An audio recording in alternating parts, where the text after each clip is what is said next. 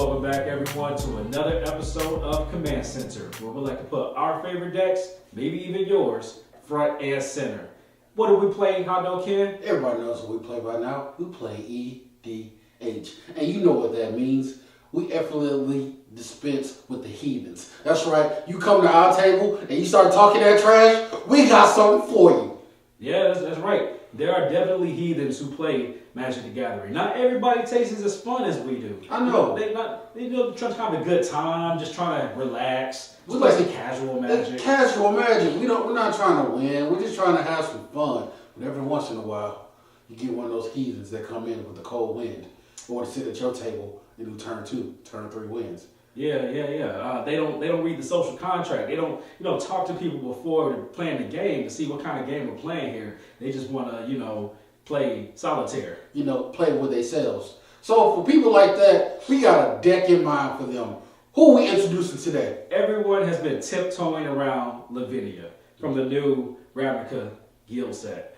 Now, when Lavinia was spoiled, everyone was like stacks, land destruction, take players out of the game. We frown upon this stuff. We don't want to build this deck. We just want to piss you off. Yeah. So today, that's what we're going to do. Show you how to piss people off with Lavinia if they deserve it, if you feel like they really deserve it. Now this deck ain't for everybody. No. It's for that one guy who comes to your shop and show his behind.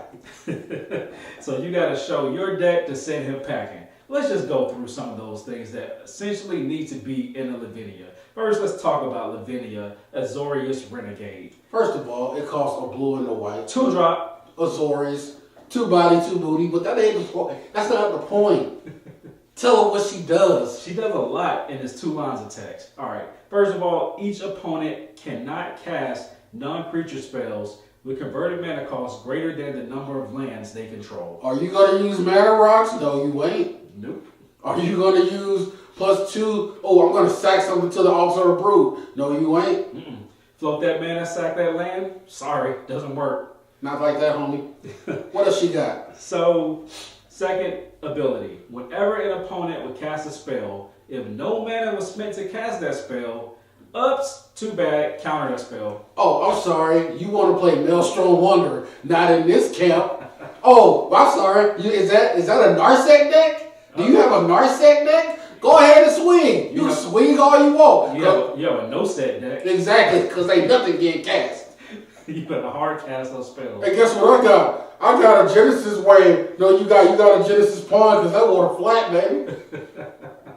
All right, so like I said, we're just gonna touch on a few cards that just, not necessarily just hates people out of the game, but they're not gonna have a good time playing against this. Okay, what's the first card we got up? First one. All right.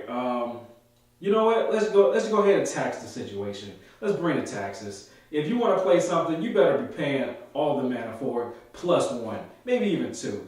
Spell type Enforcer. Oh man, it looks like the elephant class. This dude got a 3 body, 3 booty. Yep. What does he do? 5-drop. Whenever an opponent plays a spell, they have to sacrifice a permanent unless they pay 1 extra mana. Just devious. What else we got for him? It's tax season, so we gotta pay. You gotta pay them tithes. April 15th is around the corner. Tithe taker. 2-drop. Mm-hmm. 2-1. During your turn, spells your opponent's cast cost 1 more to pay. That's disgusting. So not only got to pay 1 for that, you got to pay 1 unless you're going to sack it. And activated abilities they try to do in your turn cost 1 extra.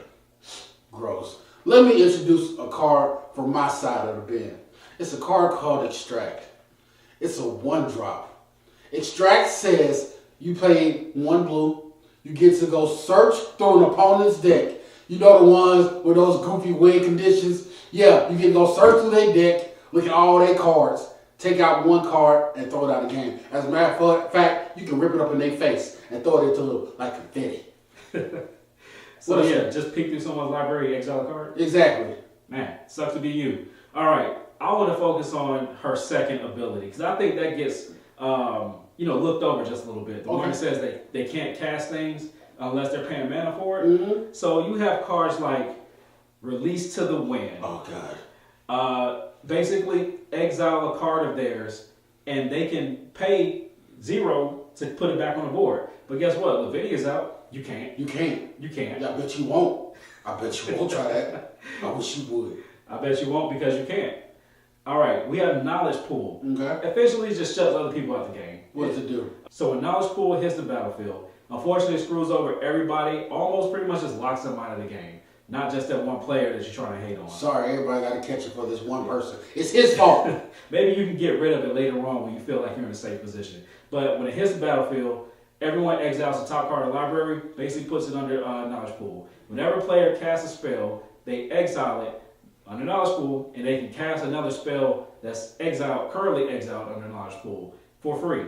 But remember, Lavinia says you can't do that. Nope. Now another card I want to pitch in here for a second. I'm sorry the whole table got to feel it, but this dude showed up to the game table trying to show his behind with his turn 3 deck. We play a mana web. That's right. You want to tap that mana? You tapping all of it. Everything. Even the one that's in your hand, turn it sideways. I see that laying in your hand. Yeah, I know it's a Temple of the False God. Tap it in your hand. Just leave it sitting there sideways so you can look goofy. All right, so let's take away something from people. Okay. You're very familiar with World Queller. You love this card. I love World Queller. It's not the fact that it's a 5-drop with a 4-body, 4-booty. Oh no. World Queller says at the beginning of my upkeep that I get to name a permanent and everybody has to sacrifice that permanent type. So what I like to do is I like to say, ooh, you got a Planeswalker. I don't got a Planeswalker. Guess what I'm naming at the beginning of my upkeep? Lands. That's right. I was going to suggest that, but you know where I am. I know where you're going. That's right. We get lands out of here. We got mana rocks. You can't use yours. Exactly. Get those lands out of here. All right. Other thing kind of similar to World Queller. Cataclysmic Gearhawk. Oh my God. It doesn't hit lands, but it does hit those other permanents. And it says everyone only gets to have one of each type of non-land permanents on their battlefield. So if they got those mana rocks up, hoping to eventually get rid of Lavinia, so what? I don't care, because you get to get one enchantment, one artifact, one creature, one planeswalker, all day, every day. You ready to go night-night. So we gotta keep our mana up, right? Of course we do. Everyone draws cards in their draw step, right? You know we do. So you gotta have Smother and Tide in the deck. Smother and Tide. Okay, the magic gods heard our cry and said we're gonna send you ramp in white. And not only are they gonna give us ramp, they're gonna give us the best ramp. So it's better. It's better than Ristic Study. You talk about attachment. Let me explain this card, because I almost fainted when I read it. Whenever an opponent draws a card, if they don't pay two, you get a treasure that sacks for any mana of any color. I'm going to make you draw a card. I got stuff. Even if I got to come across the table and forcefully draw from the top of your deck, you're going to draw a card, and you ain't going to pay nothing for it. I love this card so much, but I'm always scared to play it. Dream Halls. In a blue enchantment for 5. Okay. You get to discard a card from your hand, and you get to play a card for free as long as they have the same color of the card you discarded. This card is always scary because I'm like, oh my God, somebody can just omniscience by pitching some penny 80 counter spell and play omniscience. But no, Lavinia's out, and she don't play those games. I can do it. You can't do it. You can try to do it. It ain't gonna work for you. I'm always scared someone's just gonna drop a nickel bolus after this. That's cool. Like, no. Let them drop that nickel bolus. Because guess where it's going? To the Shadow Realm. I know it's a different game. I don't care. But Lavinia, she works with the Shadow Realm because that's where she sends whatever, per permanence that you can't cast. She has a timeshare property in the Shadow Zone. This is where she sends your cards. You try to not pay mana for it. All right, one of the last ones we want to touch on. Magus of the Balance. Oh my God. Came out in a recent Commander set. 2 body, 2 booty. 2 drop. What does it do? Pay 5, tap it, sack it.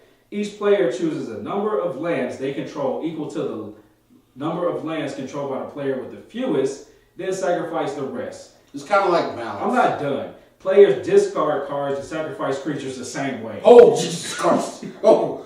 Oh, I think I just farted on my heart. Oh, wait, is that real? It's a physical card right here. What set did that? You know what? I don't even care. The recent Commander set. Oh my God, that's a real card. Yeah.